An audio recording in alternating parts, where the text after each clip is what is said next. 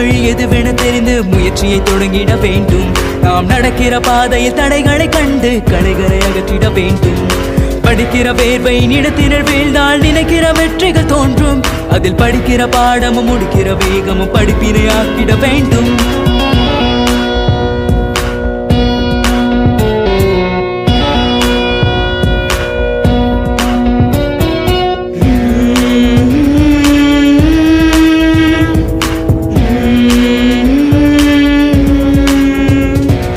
எடுப்பதும் முடிப்பதும் எளிதென நினைத்தால் நடிப்பென வாழ்க்கை மாறும். மனிதன் உடுப்பதும் உண்பதும் உறங்கிடும் சுகமதும் நொடிக்கொரு துன்பங்கள் சேரும். படிக்கிற நூலில் பயன்களை தெரிந்தால் படிக்கிற பாதை தெரியும். மனிதன் எடுக்கிற முயற்சியும் படிக்கிற பயிற்சியும் கொடுத்திரும் வெற்றிகள் குவியும்.